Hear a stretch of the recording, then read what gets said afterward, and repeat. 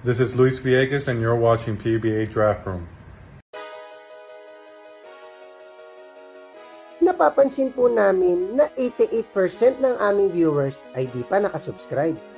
Kaya kung nagustuhan nyo naman po yung video, bilang tulong lang sa aming channel, ay hinihiling lang po namin na pakipindot ang like, subscribe button at notification bell.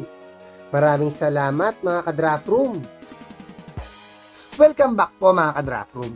Padami na ng padami ang mga field foreigners na napapataas ang draft stock dahil sa kanilang one and done season sa UAAP. Gaya nila Troy Reich, James Laput at Jamie Malonzo na na-pick sa first round dahil sa kanilang one and done stint. Ganyan din ang gagawin ng featured player natin ngayon. Siya po ay ang 6'8" power forward na si Luis Villegas. Si Luis ay naglaro ng high school ball sa Foothills Christian High School. Dahil sa kanyang efficient 3-point shooting at sa average na 8.6 points per game ay nirecruit siya ng NCAA Division II school na Stan State Warriors. Sa kanyang senior year dito ay nag-average siya ng 9.4 points per game at 4.5 rebounds per game. After nito ay napunta na siya ng Pinas para maglaro ng one and done season sa UE Red Warriors. Si Luis ang naging go-to guy ni Coach Jack sa kanyang only stint sa Red Warriors sa average na 13.1 points per game, 8.1 rebounds per game, at 1.9 steals per game.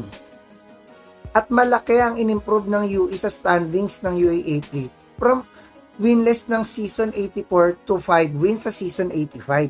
Muntik na din nakapasok sa Final Four at higit sa lahat ay naging part din siya ng Mythical 5 sa season na to. Ang laro ni Luis ay may similarities kay Mike Rayback dahil sa kanyang elite outside shooting. Pero may shades din siya ng pagka-Troy Rosario dahil naman sa relentless rebounding at quickness para sa isang big man. Dahil sa pag-skip ni Balti sa draft na ito, ay masasabi kong si Luis na ang malino na best big man sa class na ito.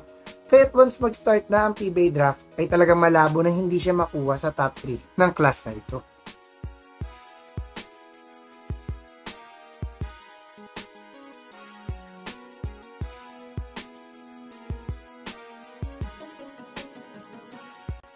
Hanggang sa susunod na lang mga ka-Draft Room.